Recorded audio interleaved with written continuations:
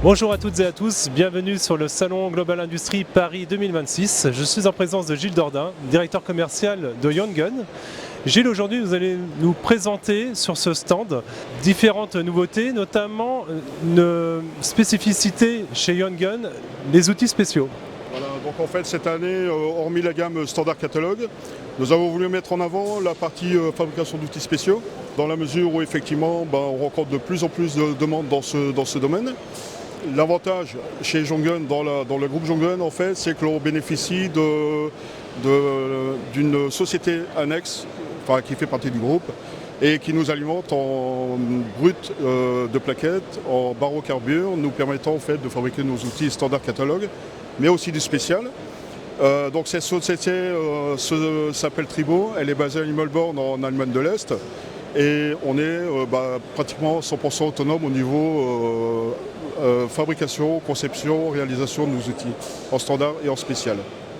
Société acquise il y a une quinzaine d'années, c'est bien ça? Société acquise il y a une quinzaine d'années, effectivement, en 2010 de mémoire. Moi je suis rentré dans la société en 2005 et j'ai eu l'occasion de visiter Tribo, donc qui fabrique également certains produits pour certains de nos confrères également.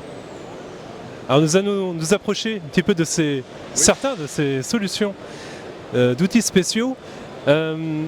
Alors justement, ces outils, essentiellement, à quel secteur d'activité sont-ils adressés?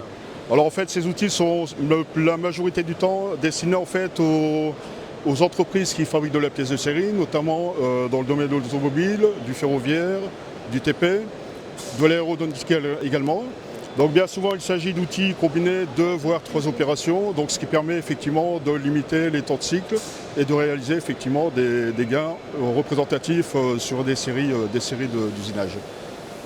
D'autres innovations, cette fois plus dans le domaine des revêtements.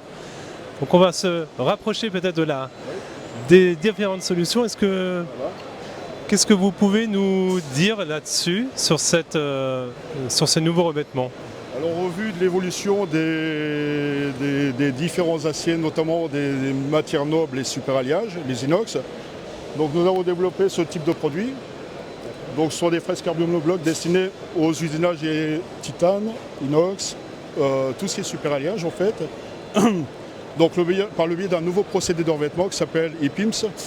Donc on va déposer des couches de revêtement beaucoup plus fines, beaucoup plus régulières, ce qui va permettre en fait d'optimiser le rôle de barrière thermique. Aujourd'hui on est sur une température à l'arrêt de coupe de 850 degrés. Et grâce à ces nouveaux vêtements, on peut monter jusqu'à 1100 degrés. Donc ce qui permet ou de travailler sur la durée de vie de l'outil ou de travailler plus sur la productivité.